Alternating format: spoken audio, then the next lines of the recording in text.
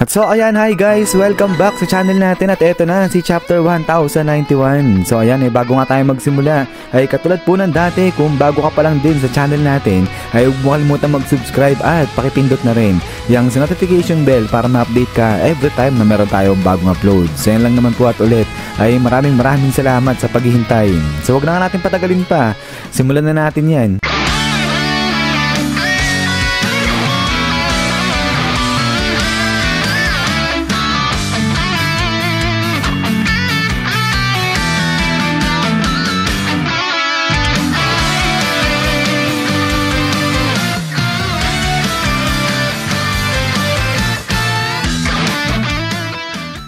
At so dito nga yan magsisimula sa pag-atake ng mga sea beast weapons na to at pati na rin ng mga pacifistas dyan sa mga marines. So katulad nga nung inutos sa kanila ni Sentomaru nung sa nakaraang chapter na atakihin na etong mga marines. So kaya ito, pinagbabanatan na nila ngayon, sinisira na nila yung mga ships dyan ng mga marino.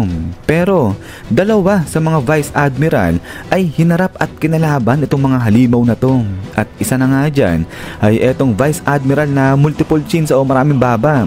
So ito namang vice admiral na to, sinuntok na, binanatan niya sa mukha itong isa dyan nga sa mga sea beast weapon at gamit niya dyan yung kanyang mechanical arm ng sakagaya dito sa mechanical arm nito ni Zephyr. So itong si Zephyr ay familiar naman siguro kayo dyan, mapapanood nyo to sa may movie o sa may film na Zim. So ganyan, yung sa may kamay o yung sa may kamao nito ng vice admiral na to. At ayan, yung ginagamit niya na pang atake ngayon dyan sa mga sea beast weapon. So habang yung isang vice admiral naman bumanat naman dito sa mga pasifista ay eto namang si Vice Admiral Dal. So etong si Vice Admiral Dal, sinipa niya naman sa mukha etong isa sa mga pasifistas ngayon. So far ay etong dalawang Vice Admiral na nga na to yung kumakalaban dyan sa mga sea beast weapons na to at pati na rin dito sa mga pasifistas. But then ay habang nakakagulo na nga dito sa may karagatan dyan banda sa may Egghead Island ay talo naman tayo dito sa side na ni Kizaru. Dahil etong si Kizaru nga ay sinipa na etong si Sentomaru, kaya naman tinapon ngayon dyan etong si Sentomaru. So dito ay napatanong na etong si Kizaru dyan kay Sentomaru. At ang tanong nga ngayon ni Kizaru dito kay Sentomaru ay bakit daw kumakampi siya dyan sa mga pirata? Ano yung dahilan niya? So, sagot ngayon itong si Sentomaru at ang sabi niya nga ngayon dyan na kung sino man yung tumutulong at saka yung nagliligtas dyan kay Uncle Dr. Vegapunk niya ay doon siya kakampi. At so dito na pumasok ngayon etong flashback patungkol kala Sentomaru. So eto, yung time na kung saan yung unang pagtatagpo neto nila Dr. Vegapunk, Kizaru at saka ni Sentomaru.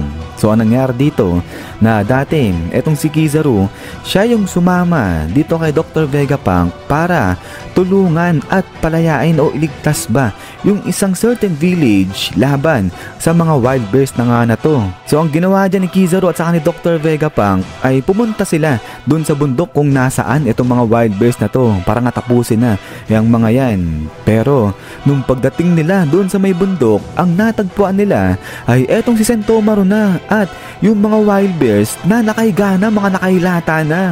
So etong si Sentomaru, binanatan niya na yung mga wild bears bago pa man din dumating etong sila Dr. Vegapunk para tapusin yung mga wild bears na nga na yan. So dahil dito ay naintriga etong si Dr. Vegapunk sa lakas na tinataglay ni Sentomaru. Kaya ang ginawa niya, hinire niya etong si Sentomaru bilang bodyguard niya. So etong si Sentomaru ay tinanggap niya naman yung inalok sa kanya ni Dr. Vegapunk bilang maging bodyguard niya. So kaya nga etong si Sentomaru, ang ginawa niya ay humingi siya ng tulong, nagpaturo siya dito kay Kizaru kung paano lumaban nang sa ganun ay maging mas malakas nga siya, mas maging mahusay siya na bodyguard. At so eto nga yung unang pagtatagpo nila Dr. Vegapunk, Kizaru at saka ni Sentomaru. So kaya pala nakikita natin na parang labag sa loob ni Kizaru yung paglaban dyan kay Sentomaru kasi kung tutusin ay disipulo niya Etong si Sentomaru hindi lang basta kaibigan. Siya yung nagturo kay Sentomaru kung paano lumaban. But anyways, ay back to present na nga tayo at balik na nga dito yan sa laban nila Kizaru. Dahil etong si Kizaru ay inatake niya na nga etong si Sentomaru gamit etong kanyang ability na kung tawagin ay Yasakani no Magatama. Pero pagkatapos nga ng atake na yan ni Kizaru ay dito bumaanat etong si Sentomaru at ginamit niya naman etong kanyang atake na kung tawagin ay Ashigara Dokoi. Pero hindi tumalab etong atake ni Sentomaru dito kay Kizaru at etong si Kizaru ngayon bumanat ulit siya, niliiso niya ng pagkalakas-lakas etong si Sentomaru. Kaya naman dahil dyan ay dito na talo na ng tuluyan ni Kizaru etong si Sentomaru. So hindi kinaya ni Sentomaru etong mga malalakas na laser beam ni Kizaru laban sa kanya. At so pagkatapos na ito ay dito na napasalita ngayon etong si Kizaru. At ang sabi niya nga ngayon dyan na finulfill niya nga lang daw etong kanyang mission. Pero gusto niya nga raw sana na iligtas din etong si Sentomaru kasama na ayang si York, yung Punk Records at pati na rin yung power plant nga na sinasabi ni Saturn.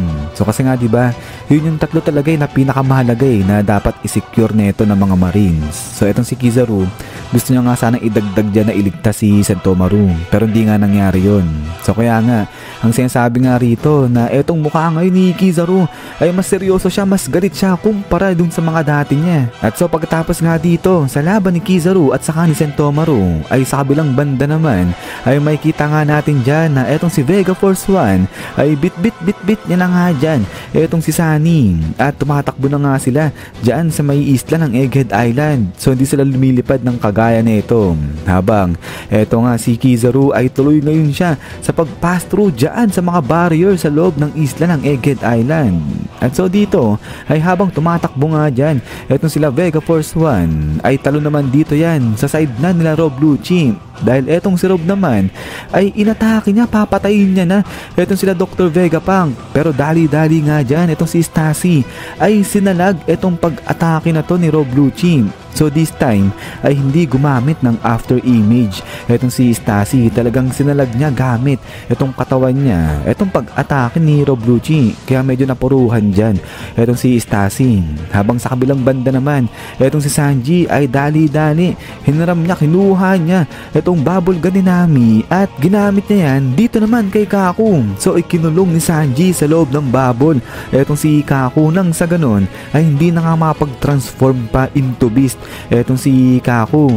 Pero dito sa kabilang banda ay etong si Zoro, bigla na nga dali-dali binanatan etong si Rob Lucci. Pero nagawa ngang masalag ni Rob Lucci etong pag-atake ni Zoro gamit yung kanyang armament haki. So binalutan ni Rob Lucci yung kanyang binte ng armament haki at yun yung pinansalag niya dito sa atake ni Zoro.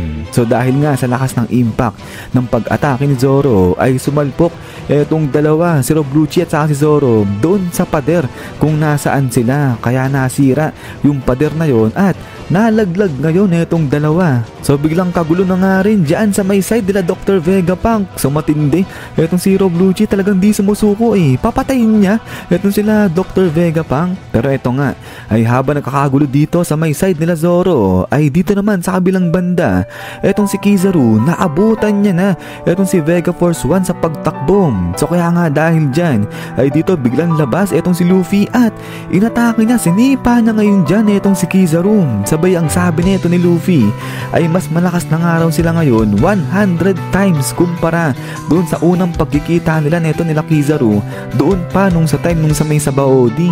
So matindi etong si Luffy, sinisipa niya na lang dyan etong si Kizaru. So dati tumatakbo pa sila dyan sa mga admiral, pero ngayon etong si Luffy kahit siya lang mag-isa, hinaharap niya na etong mga admirals na nga na to. So eto magandang laban, Emperor laban sa Admiral.